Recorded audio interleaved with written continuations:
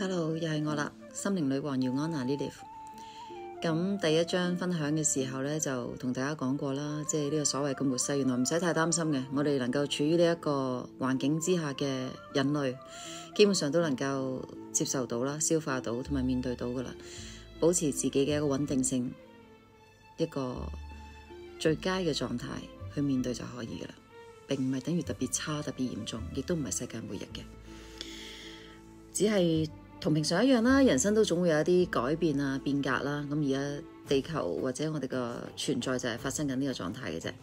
所以冇問題嘅，唔係一個特別極度差嘅意思咁解嘅吓，只係一個平衡嘅一個過程。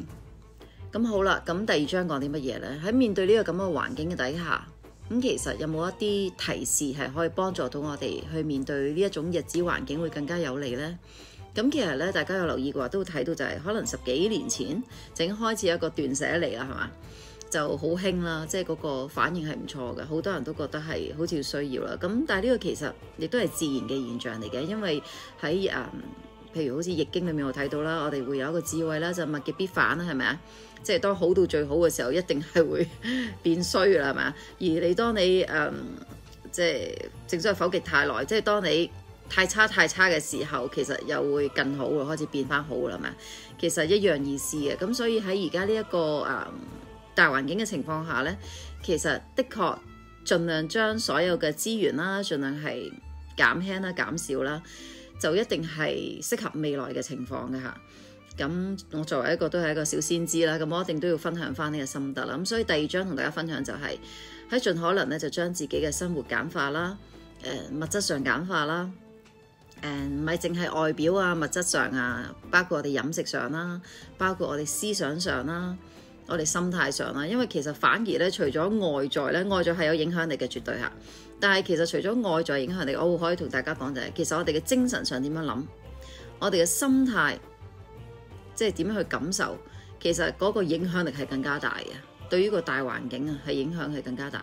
所以其實我哋唔係淨係斷捨離我哋嘅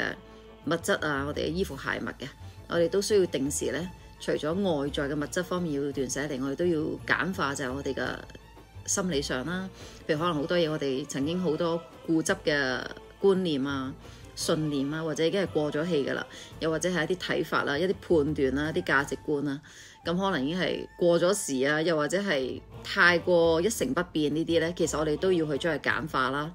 將佢斷捨離啦嚇，又有我哋包括我哋思想上啦，即係可能我哋我要追求要名利或者我要權利要係贏咁樣，呢啲可能都係過咗時嘅諗法嚟嘅，亦都可能只係為自己製造一啲不必要嘅負擔啦，或者係一定追求要擁有幾多錢，要擁有幾多地位，咁呢啲可能呢啲諗法咧都係好適合喺呢個時代咧，其實盡量就係將佢簡化啦，同埋斷捨離一下嘅。